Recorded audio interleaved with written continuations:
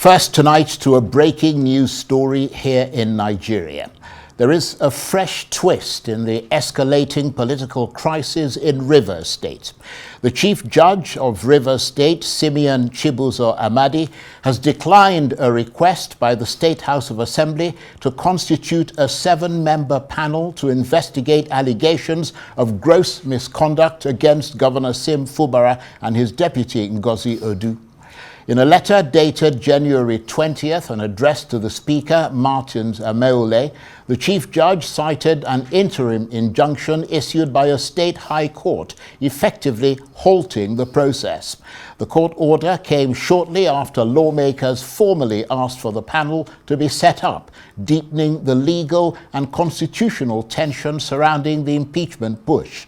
The development raises fresh questions about due process, separation of powers, and how the Rivers State political standoff will now unfold.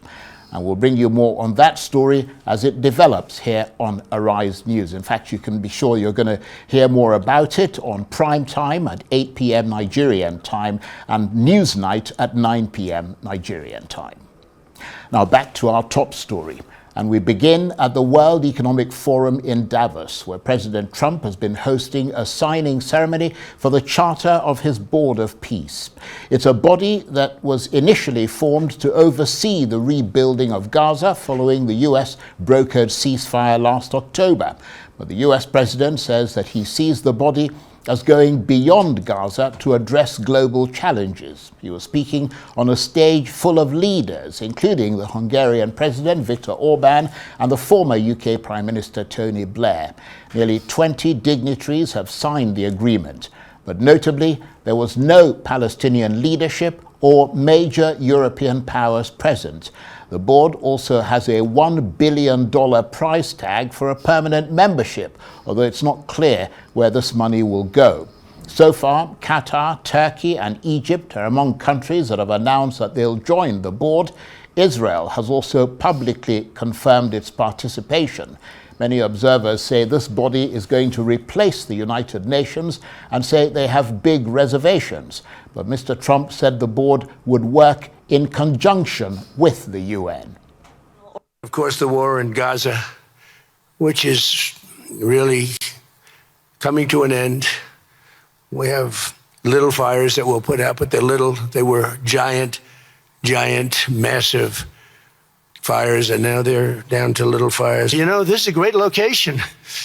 It all begins, see, I'm a real estate person at heart, and it's all about location. And I said, look at this location on the sea. Look at this beautiful piece of property, what it could be for so many people. It'll be so great. People that are living so poorly are going to be living so well. But it all began with a location. That's the vision. We're going to be very successful in Gaza. It's going to be a great thing to watch. And we can do other things. We can do numerous other things. Once this board is completely formed, we can do pretty much whatever we want to do. And we'll do it in conjunction with the United Nations. There's tremendous potential with the United Nations. And I think the combination of the Board of Peace with the kind of people we have here, coupled with the United Nations, can be, you know, something very, very unique for the world.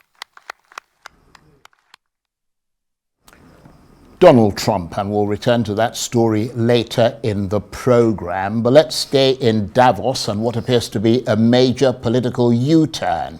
For weeks, Donald Trump has been setting off warning bells in Europe, insisting that the United States needs to acquire Greenland. And he began his day at the World Economic Forum in Switzerland by repeating his strategic desire for what he described as a big, beautiful piece of ice. But he was already softening his stance, ruling out using military force to seize Greenland. Then, hours later, what appeared to be a big breakthrough. Mr. Trump announced that he'd formed the framework of a future deal with respect to Greenland and the entire Arctic region. He added that he was dropping his planned extra tariffs on some European countries after what he described as a very productive meeting with the NATO Secretary General Mark Rutte. European leaders have welcomed President Trump's apparent climb down. Denmark, which controls the semi-autonomous territory, said the day had ended better than it started. This was a problem. Really fantastic for the USA. gets everything we wanted, including especially real national security and international security. How so? Can you give us some details, please? Well, the deal is going to be put out pretty soon, and we'll see. It's right now a little bit in progress, but pretty far along. It gets us everything we needed to get. The man of the moment, Donald Trump. While monitoring all the developments in Davos is Arise correspondent Anieze Osakwe, who joins me from Davos. And Arise special correspondent James Blue also joins me on the line now from New York. Thank you to you both for taking the time to talk to us. Let me start with you, Anieze, in Davos. And let's talk first of all about President Trump's Board of Peace. I mean, what more do we know about this new grouping, and who else has been invited to join? Yes, good evening. It's really good to be for being in this hallway. I'm waiting for, a potential interview, and that's just kind of the vibes here at Davos. But, I think you laid it out really well in the introduction that we just heard. You called President Trump the man of the moment, and that description is so apt. I mean, when we were, around the area of his speech yesterday, it was packed. The overflow was packed. On the streets of Davos, people were streaming his speech. And it was the same thing today when you had that Board of Peace signing. And I think that, like you said, it was originally created to help rebuild Gaza, to help rebuild this territory that has been absolutely decimated over the last 2 years. But at the same time, it also appears to have evolved into just becoming a broad idea or international organization, as they're deeming it, to kind of combat peace. And symbolically, I think that it's important to just take note of the countries that have so far said that they would be willing to join. You mentioned some of them. It includes, the UAE, Saudi Arabia, Qatar, a lot of countries in the Middle East, Kosovo, Armenia, Argentina, etc. And notably absent are countries like the UK, countries like Italy, France. And I think that if we take a step back, we can kind of look at this as a shifting relationship between the US and its usual allies. I think historically, in other administrations with other presidents, you would have seen, the UK, France, and our historic allies really rallying behind the US, depending on the cause. But for whatever reason, that has changed. And I don't think we have to look so far to see why. The relationship is very clearly strained. I mean, I know that yesterday the big headline speech was the fact that he wasn't going to use force on Greenland, but something else that I took out was just the rhetoric with which he used to describe, European countries, NATO countries, the US's allies. He pretty much said that Europe depends so much on the US. He derided their immigration policies, their policies regarding sustainable energy. And it felt disrespectful to a lot of European countries. I think that, we also had reports that people were walking out of the speech. So it's interesting to see how a lot of the US's prior relationships have really altered and been changed and have been changed. And, we'll just have to wait and see how all of this progresses. Well, thank you very much indeed for setting that out, Anieze. I know you've got to run in a minute because you're literally waiting for quite an important interview. So do let us know when you've got to go, and just go ahead and take off if you need to. Let me come to you, James Blue. And of course, as Anieze mentioned, later on we're going to talk a little bit about Greenland. But to you, James Blue in New York, good to see you as always. What sort of authority does this Board of Peace have if many European countries and no Palestinians are on it? Well, good to be with you, Charles, and really glad to hear all of the things that we're going to discuss. I mean, I think the Board of Peace very particularly has authority from the United Nations to administer and to oversee the reconstruction of Gaza. And at this moment, that's the only that's the definition of its remit. That's the total of its remit. And I think there is concern that there aren't a broader group of people who are participating in this sort of Board of Peace. I do think there is some sense that the Israelis want to be involved and will be involved. They were not at the signing because Benjamin Netanyahu is wanted by the ICC and therefore cannot visit Switzerland. Vladimir Putin is going to be involved. But in terms of sort of what they're actually going to do, they are going to oversee the reconstruction. And this morning at Davos, Jared Kushner, who's the president's son-in-law, laid out a very particular and detailed plan for that reconstruction. Now, President Trump has expanded the remit of the board, and he has appointed himself, not the U.S. president, as chair. So this is a position that he would keep potentially once he leaves office at the end of his term in January of 2029.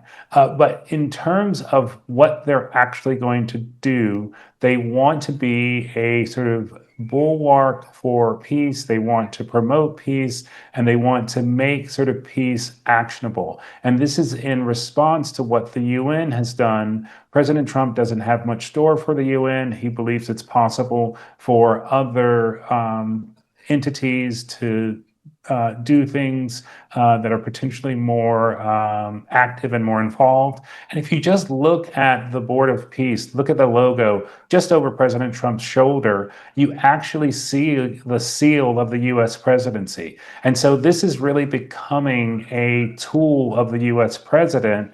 And I think it is, in a way, a very big and important counter to the United Nations.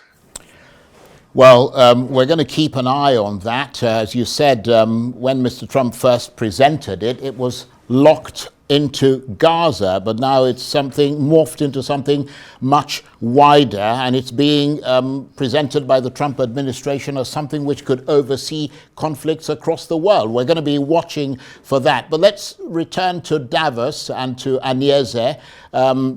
Let's turn to the other big political story out of Davos, and that is, of course, Greenland. What more do we know about this potential deal that Mr. Trump talked about, the framework of which appears to have been agreed in Davos, where you are? Yeah. Like I mentioned, yes, speech from President Trump, and there were three main takeaways. The first was that he wasn't going to use military force. The second was that these tariffs were, essentially not going to happen anymore. And sorry, I'm just looking back and forth. The second was that the tariffs were not going to happen anymore. And the third came in a Truth Social post where he said that, like you mentioned, it seems to be a framework of a potential deal that may come to pass. And, a lot of the details about this deal are still very ambiguous, but it is some sort of reconciliation potential. I think that a lot of people have also been watching the president's relationship with the Secretary General of NATO, Mark Rutte, as you mentioned, and how they've kind of emerged as an unlikely pairing. This may actually be a good time to say goodbye to Anieze, because I know she's waiting for a very important interview, high-value interview, and so it's best for us to let her go and let her concentrate on it. But of course, James Blue, Arise Special Correspondent, is still with me, and he is talking to us from New York. A sigh of relief, James, from European leaders in Davos, but still so many question marks, given that Mr. Trump hasn't put any flesh on the bones when it comes to the details of this so-called deal. He called it a framework for a deal, which implies further negotiation. So there is a note of caution here, because Mr. Trump's own language said it would be a great deal if it's consummated, which sounds conditional and which suggests that this is less a final settlement and more of a tactical pause, with the door open for leverage and to reapply pressure if he doesn't get the deal he's looking for over Greenland. Yeah, Charles, I think this is a pause, and I think we'll have to see what the details are. Very clearly, President Trump was riled by the markets around the globe, particularly the U.S. markets, which really responded quite poorly to his suggestion that U.S. force might be used in Greenland in order to secure it for the Americans. I also think that the reaction in Davos by Mark Carney, by Emmanuel Macron, and the head of the European Commission, all of those sort of responses really sort of saying, no, we're not going to take it anymore. No, you can't tariff us to death on this issue. I think that gave him real pause. And, in traditional Trump form, he backed down. And the framework for the settlement is very similar to the way the UK operates post in Cyprus, which used to be sort of under the UK protection. And there are bases in Cyprus that are UK territory. The UK military does what it wants in and out of those places. And I think the US feels that they can get a similar deal, which will give them what they need beyond and actually not including ownership, but giving them the use of Greenland. As you can see, it is the sort of closest route between the US and Russia, and the US just wants to be sure that it can have control of the area, and they think they may be able to do this with the military cooperation that they're going to see. Indeed. And if there is in this deal something like greater Arctic cooperation, I mean, is that something that Mr. Trump might be able to tout as a win to Congress and the American public, some kind of off-ramp?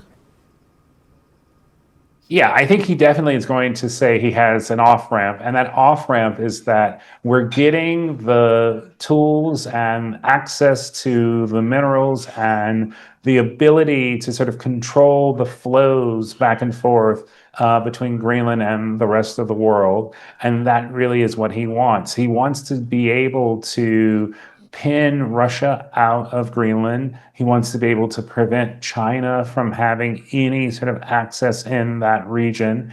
And I think the deal that he has been able, at least the framework which he's been able to construct with the NATO allies, with Greenland and with Denmark, gives him a lot of confidence that this will be possible. But please note, if he does not get exactly what he believes the Americans need, he is going to blow it up again, and we can be right back where we were earlier this week. The dollar fell on Wednesday, and I think that was another indicator. It fell on Tuesday. That was another indicator of sort of how upsetting this suggestion was, that a NATO ally would be on the ground fighting another NATO ally.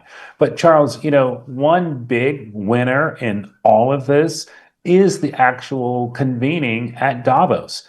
Davos this year has actually produced a political settlement and sort of compromise that I don't think I have seen in the years that I've attended and the years that I've covered.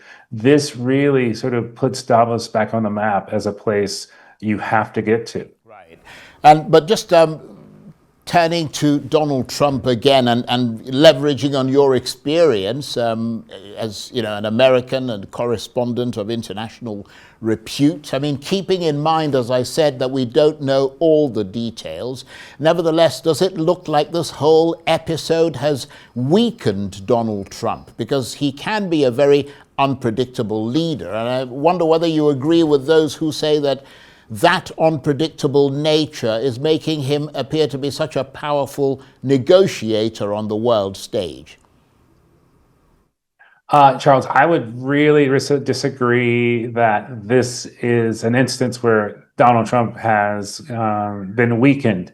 If anything, what he has been able to do is to come, take the spotlight, speak for 90 minutes, have this Board of Peace signing, and get exactly what he wants out of Greenland. Now, is he having to put troops on the ground on Greenland? No, but he doesn't really like using troops. Has he had to sort of ruffle feathers and suggest tariffs as a retaliatory use against the countries who wouldn't support him. Yes, he did all of these things, but I don't think it makes him weaker. I think it really sort of solidifies him as sort of this global leader who commands and actually gets more from all the other countries in the world than anyone else. We are talking about a deal that gets him what he wants. And at the end of the day, that was his goal. And he's going to do it without all of the tools that he threatened to use. And in a way, that actually is a masterstroke. And so I think in some way, Donald Trump is actually stronger coming out of Davos. But the real issue is the weakness and the way in which the Atlantic Alliance and NATO have been undermined and have been, sort of really put on the block. And I think those institutions and the American-European partnership, I think they end this week in tatters.